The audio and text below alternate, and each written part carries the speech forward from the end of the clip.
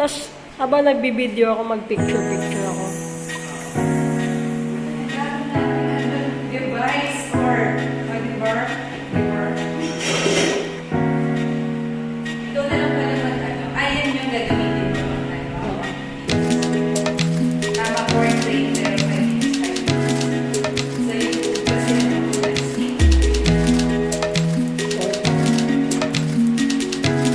yun lang din.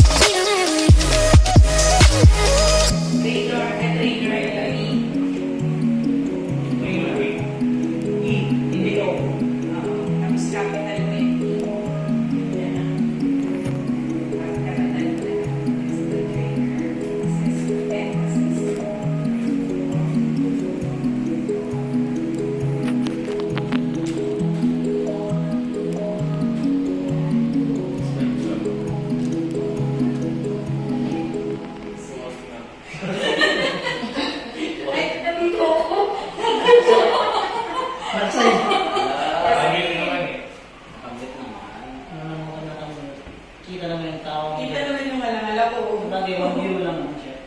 One view. Okay lang. Sino yung one view? Okay ka ba? Sir Andrew. Sir Andrew. Jay na? Jay na. Naga. Yan. Which is Naga.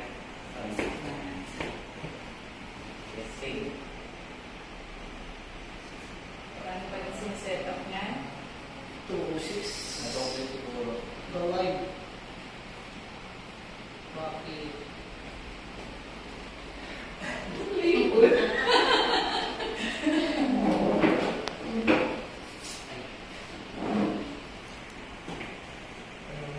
Naga page. So, ayan. And then we are also live via my page, Cooking in a Kitchen. So, for all of you who are interested to join and know more about how to become a certified TESDA trainer and assessor, please, sana yung iba makapag-drop by dito to register and yan, manood ng ating live because this is going to be very interesting for all of us. Ang dami kong camera dito. Naaaliw ako, di ba? I'm so Leo. Sino naman talaga yung, yung zodiac sign? So, yan. So, on this camera, this is our officious Naga official Facebook page. And then, ay, dito pala, sorry. Yung mga director ko, kasi tatlo yung director ko. Ayan, because we are, meron kaming apat na device. So, this is our official, officious Naga Facebook page. This is my TikTok, Cooking in a Kitchen TikTok. And then this is my official Cooking in His Kitchen Facebook page. Ang hirap. And this is our recorded camera. Okay, so it's 2 o'clock and ayaw na natin magantay ng mas matagal because we're very, very excited to discuss about this very, ano matatawagan natin dito, very promising career, no? Next career. Ayan. Marami tayong pag-uusapan. So, ayan. So, for all of you who are interested, yung mga ano tawag sa ganun? Naka-sing, ano tawag doon? Sa live. Watching, yun. You can actually, viewers, yun. You can actually put your comments on the comment section. So, yan, para mamaya babasahin natin yung ating mga comment. Hinirapan ako sa salamin ko. So, we have here, ayan, tignan natin dito. We have Ferdinand de la Castro Simbulan. So, these are some of my students, no? Jomar Boslon is here. And then, Shane is here. Lloyd is here, of course. Enzo is here. So, ayan. So, dito, ayan. Maylin is here, our marketing. So, ayan. So, let's officially start our forum. Okay. So, I actually did the same forum or Q&A, FB Live, and then YouTube, if I am not mistaken, no? Some time ago, during the pandemic. I have been receiving a lot of inquiries and questions about how to become a certified TESDA trainer assessor. Paano nga ba, Chef? So this forum is especially dedicated to all our dear Apicius alumni, not just in our Apicius Naga branch, but also all across our branches in Parañaque, our main, Legazpi, Lawag, and Palawan. Pero hindi lang naman to para sa mga alumni ng Apicius, but also to anyone interested to become one. Most especially yung ating mga test scholars have finished their cookery, yung mga nagkaroon na ng NC2. So kung ano yung NC2, a little later malalaman natin. And maybe soon after you have completed all the requirements, then baka ang next career mo ay maging isa sa mga pool of instructors na din ng Apicius. Who knows, di ba? And then, magandang hapon po sa inyong lahat. Yan, bago ang lahat, magandang hapon po sa inyong lahat. My name is Chef Leia, and you are watching our live forum via our official Facebook page, Apicius Naga, and my personal FB page, Cooking in His Kitchen. Magandang-maganda po ako, ay hindi. Magandang-magandang hapon po sa inyong lahat. Ayan, our topic for today is about how to become a certified TESDA trainer assessor for cookery and DPP. Yun pa lang po muna ang ating pag-uusapan, ano? Marami pong mga katanungan ang dumadagsa sa messenger ko, both personal account and business account. Paano nga ba, Chef? So today, we are graced to have with us our TESDA resource person. She is an active member of Familia Community, Officer Auditor of APO, Oragon Metro Naga Alumni Association. She worked as Administrative Officer 2 at TESDA Camarines Sur Institute of Fisheries and Marine Sciences, TESDA Specialist 2 at TESDA Camarines Sur Provincial Office, and currently hold the position as Senior TESDA Specialist at TESDA Camarines Sur Provincial Office. Ladies and gentlemen, let's all those. Yes, ma'am, dito At tayo. andyan ako. Yan. So, yan. Yan. Okay, magandang hapon po, Miss Venus. So, Hello po. ayan po. So, yan. Bumati po ulit tayo. Yes, sa sige. Hello po sa lahat ng viewers ni Chef. Good afternoon. Ayan. Okay, so, hindi na tayo magpapatagal-tagal pa, Miss Venus, ano? Oo, yung mga katanungan natin dito na maraming nagtatanong. Ano po ba, in simple explanation, ang Certified TESDA Trainer Assessor? Ako. So, yung certified trainer, kumbaga pumasa na siya sa mga requirements na hinihingi ng TESDA. So, kagaya din ng assessor, pumasa din siya sa pagiging sa mga hinihingi ng TESDA. So, minimum requirements po na hinihingi ng TESDA para maging trainer ka is yung minimum requirements na college graduate ka. College Muna, graduate. yan. Then, pangalawa po, may national certificate ka doon sa qualification na gusto mong turuan. Like cookery, NC2, ang dapat may cookery NC2 ka. And then po, mag-undergo ka ng trainers, methodology, at evaluation. Unity and One one po, one. So, pag may pasa mo yun, magkakaroon ka pa ng certificate. And then, kukuha ka na ng national trainers, yung tinatawag namin na NTTC, National Trainers Certificate. So, para makapagturo. Ilang years sa pagtuturo, hanggang doon ka sa NTTC. Okay. Pag maging assessor ka naman po, lahat na yun ang certificate mo sa NC, sa TM, sa NDPC, and other documents, yun na po ang ipapasa mo na naman sa amin para maging assessor ka. Pero dapat po, para maging assessor, trainer na muna. You have the education, and then yun na, kompleto ka na sa requirements, pwede ka na magturo. Sa pagiging assessor naman po, minimum requirements din yung education mo, experience, and then the skills.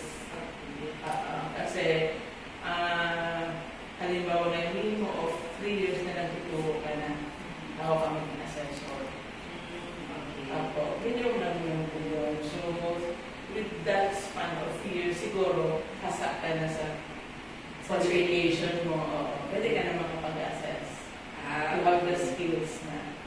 Okay. So, yan. For the sake of some of the viewers, no, na medyo hindi pa rin natin alam, no, yung mga terminologies natin.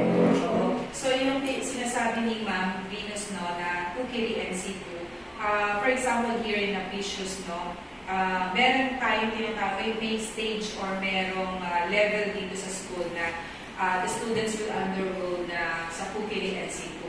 No? So, yun yung evaluation, assessment ng yung skills for you to be able to get certified. No? So, yun yung NC2. No?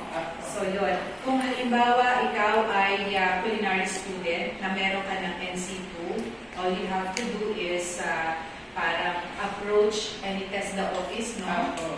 If you are a college graduate po ba, ma'am? Or Yes, the minimum requirements is college graduate. bachelor's po ba? Or pwede? Any 4 years. 4 years. Okay, 4 years course, no? Tapos bachelor's degree. So, yun po yung requirements for the education. Tapos po, after nun, yun, pwede na nilang i-process yung kanilang application application para makakuha ng NTPC for the training. So, ayan. So, yun yung mga stages na dapat natin sundan. You know, importante, yung pinaka-baseline, kumbaga, you have the NC2 already, no, for BPP or cookery, whatever qualification na you want to apply. But you can actually apply for both if you can do that naman. Okay. And then, yung after nun, yung TM natin na tinatawag, no? Trainer's methodology. Kasi dun sa trainer's methodology, may na-offer naman, ma'am, na ang TESDA, no? Na free scholarship. Opo. So, kasi yung first come first. Sir, kasi yung scholarship naman natin ay hindi always available. So, hindi siya continuous. Ayos po. May mga certain budget. Okay, for that particular, no? So, I would suggest, no, you can ask For the one batch of training. Okay, one batch of training for trainer's methodology is 25 students, no? And then, how many months po ba nagra-run yung TM? Kung hindi po ako nagkakaroon mag-1 month na if dire-diretso. Okay. Hindi ko masyado Sa training ng TM. Opo. And actually, ang TM naman, I think, no, more on paperworks, no, documents, kasi maggagawa ng portfolio. Opo. Yes, so yun yun. So parang most of the time, you will be working on your own to come up with your portfolio. Tapos may mga sessions lang na a-attend, no, doon sa trainer ninyo. Ayan. So yun, yung ating first question na sinagot naman natin, ano, for today. So, actually, yung number 2 question ko dito, paano po ba maging isang trainer muna? Ano po ba first step. Yun nga po, no, actually nasagot na natin, dapat we have the Cookery NC2 requirement. Aside from the Cookery NC2, bachelor's degree, yung diploma, of course, diploma na kailangan. Ano pa po ba? Transcript of records, no, yung from school.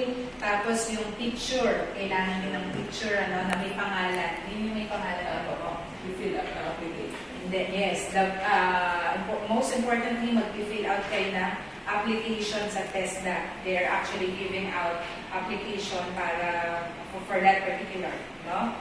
And then, ito, may age limit po ba? Sa pag-trainer mo, Yes po. syempre pag graduate tayo ng college, di ba 21? Mga 22 na ngayon.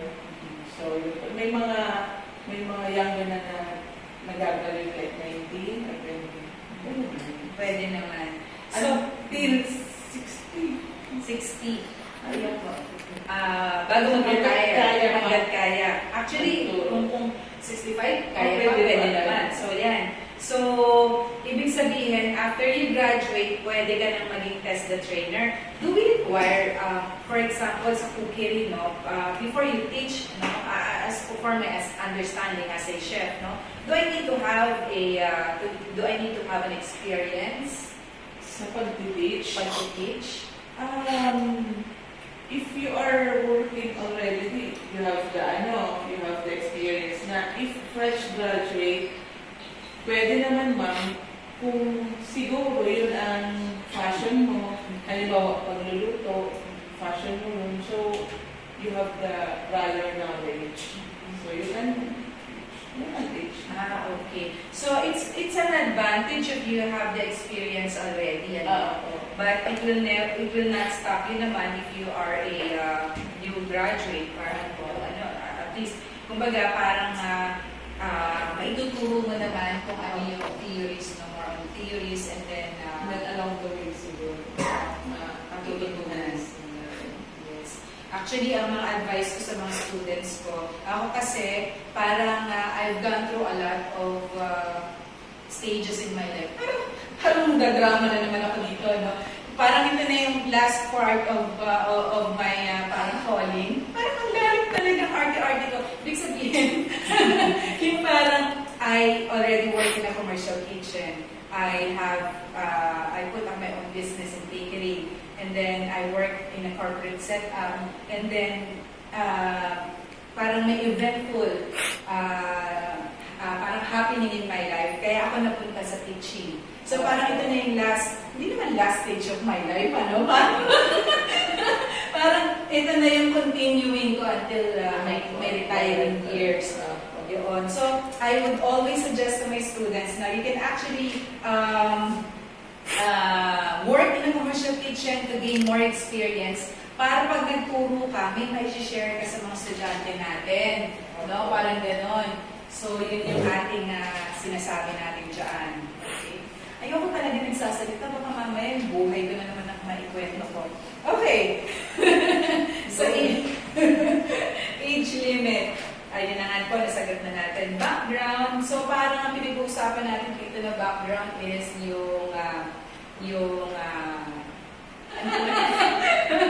okay. So, ayan.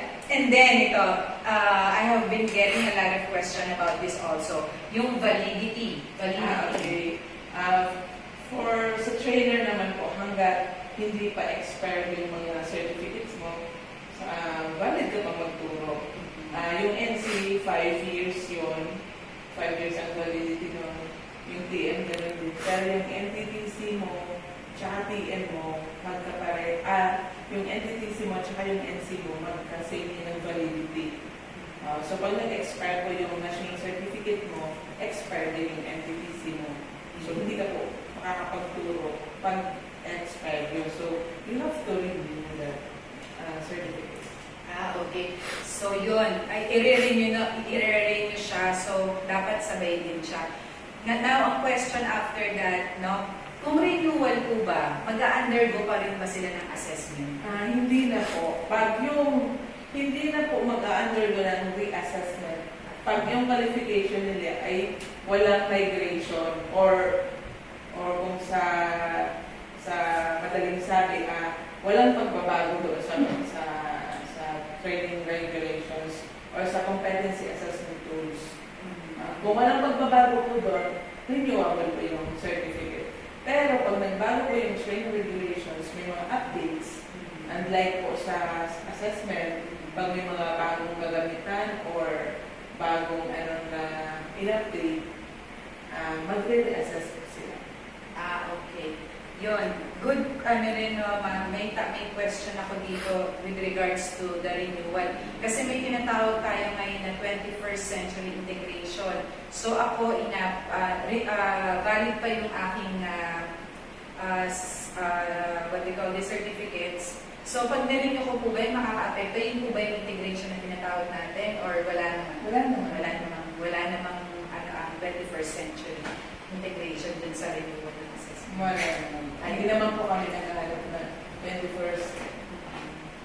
Ang concern na namin, pag walang pagbabago doon sa competence assessment tools, hindi ko Ayan, okay. Parang may nakikita ako dito mga question na bago natin ipagpatuloy, no? So, hello, Nanay Chef. Question po, regarding po sa application for assessor, what if yung mga mag-a-apply is walang bachelor's degree, only vocational? Is there any option for those people who don't have any bachelor's degree? Ayan, very good question po. Ang ganito, may mga cases po na ganyan, ang hinihingi po dyan namin ay equivalent na industry experience. Kagaya yung sa initial, kung saan, anong nakailang years ka na sa industry. Yes po. May equivalent naman po kami doon. Ilang years, at least 5, kung hindi ako nagtatanong. 5 years. Doon sa mga malang bachelor's degree. Kumbaga, ano sila, mga workers, mga Industry workers. So, pwede naman po, kasi may equivalent na po ng mga another requirements. Additional. Parang, parang may matching yata yung number of, education, number of experience. Experience sa industry. Yun. Ayun pala. So, yung mga tawag dito, hindi bachelor's degree graduates. So, you still have the chance, no? Yun din yung ibang, sa iba, sinasuggest ko din, pagka ganon, you work in a commercial kitchen, gain more experiences para, yun, yung ituturo ko sa mga estudyante mo. And then, yun, pwede ka nang magkaroon ng TN. Pwede ka nang kumuha ng TN, no? Opo, you have to, secure all the certificate of employment, yung patunay na May nakapagtrabaho ka talaga sa industry. Okay? So yan, meron tayo dito mga bumabate. Okay, so we have here Sandra is watching, Norberto Luna, ayan, and also we have Disrel Sidre, Raymond Padayo is watching also. Thank you very much. Jaina Kambaling is also watching. May isa pa tayong comment dito. Okay. Ay, wala na. Ay, ito. Sino pa ba? Ang dami pala. Wait lang. Ba't tayo tumaas? Ang hirap pag hindi millennial. Ay, hindi official page, no? So, yan. Okay. So, let's continue with our next question. So, actually, nasagot na rin naman to. I have here industry experience na napag-usapan naman natin at Miss Venus. No, basta may industry, yun nga, may equivalent tayo yung tinatawag dyan. And then, of course, yung education. So, at least, bachelor's degree graduate, then you can go ahead and apply for your NTPC if you already have your NC2. Retirees, ayan. Actually, nasagot na rin naman, no? Oo, pwede naman po. Pwede naman. 65, Kung kaya naman. may mga assessor kami na ngayon mga retirees. Ayan. Kapag-assessment kasi malapit na. Kaya naman, ano. Yung, kumbaga, parang they've spent their time na sa training, tapos medyo, the next step would be the assessor, become an assessor. So, ayan. Actually, ang daming opportunities no, for that particular. So, tingnan natin kung may mga question pa tayo dito. If, ayan. Wala naman na siguro. Okay. So, JC, shinare mo din dun sa face, no? Sa group ninyo. Ay, siya ako ko lang siya pala. Anyway. Oo. Actually, patapos naman na tayo, no? So, yun. Again, Miss Venus, meron ka pa bang gustong idagdag? Ay, opo. Ipa-plug. Ayan, ipa-plug. Sige, ma'am. Gusto natin yung mga ganyan. Sige po. Yun na lang sa e-certificate namin ngayon, ma'am. Na ngayon, kung dati po, hard NC pa yung na-receive natin at minsan nauubusan kami ng hard NCs, hard copies of NCs. Ngayon po, i-certificate na siya. So, pag nagpa-assess po kayo, yung within 24 hours, pag na-post po namin kaagad yung result yun, marireceive nyo na po yung certificate through email. So, ayan. So, may instruction naman doon kung paano po buksan. Okay. Sa email. So, yun po, madali na pong makuha yung certificate. Tapos, kadalasan po na na-encounter namin ng mga tanong, yung kung saan i-print, sa ano lang naman po, A4 size na papel, right? Yung iba kasi minsan, chef, sa yung mga specialty paper, yung mga tawag sa atin, mga linas, itong yung mga shiny. pang invitation. Parang mga pang-invitation sa kasal. Kung masyado pa po yung mahal. So, yan, ordinary lang po papel, A4, pwede na po doon. Tapos po, may mga pumupunta pa sa amin para magpasil yung seryo. Okay naman po yun, kahit walang seal ng TESDA. Kasi yung QR code naman po, in-scan niyo po yun, details niyo yung nandun. Okay. So, hindi naman po yung magpipeke ng iba. So, pero kung gusto niyo pa din ipasil, okay lang naman. Okay. So, printable po siya for how many times?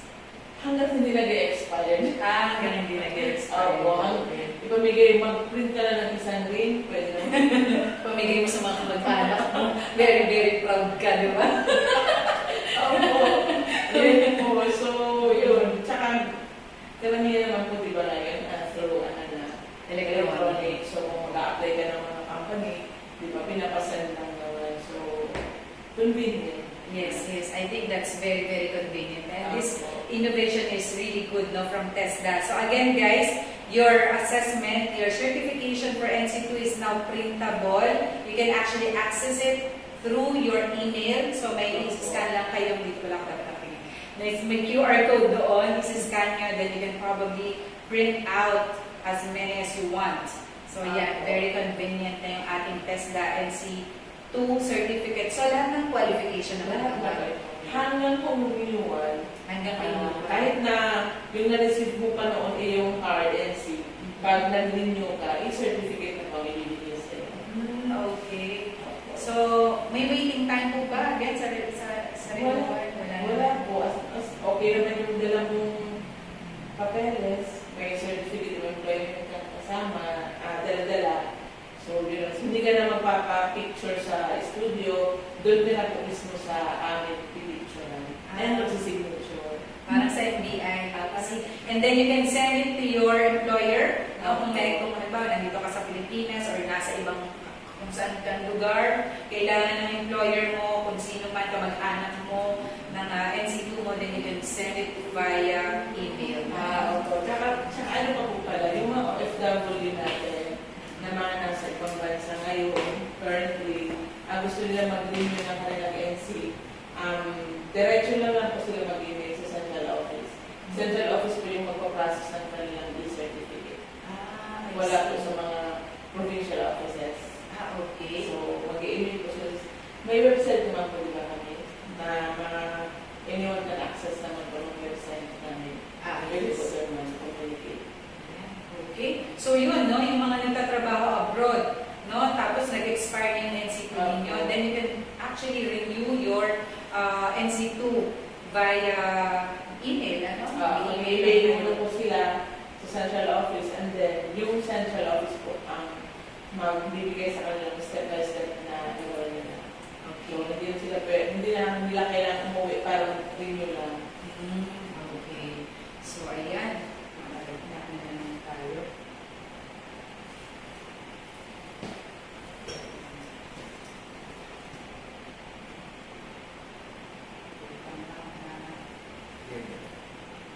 New messages, hindi natin nababasa. Baka may question. Wala. Natin naman muna natin. Lagi sa TikTok. Itong isang comment, paano ko makikita yun? Ito. Or ako na po. Okay. Sige. We were not able to access all the comments dito sa ating mga page, but we will probably retrieve all those and then we'll do another, I will update you guys or send you individual messages for the questions na ni-raise ninyo na hindi natin nabasa for today. And then, meron na tayong recording dito if you're not able to watch our live forum. So, yan. Okay. So, wala na po ba tayong dalaman sa ating meron na tawag dito yung pinaplug ng ating test diet. Thank you very much, Miss Venus. At pagdamutan po ninyo yung aming kaunting we have your certificate for Miss Venus for being for being a resource speaker in our special training on how to become a tested trainer assessor given this 30th day of April 2024 at the Precious Culinary Arts School, Hotel Management Inc. So ayan, Naga Branch. So Wow, very thank you po. much. Ayan, may picture ba tayo? Ayan, sa picture na lang dyan. And Sana then, nabigyan ko naman yung ng justice itong of course, Miss Venus, nabigyan mo ng justice. And this one is from Cooking in a Kitchen. And this one is from Apicius Culinary Arts. Maraming gift. Ayan. Thank you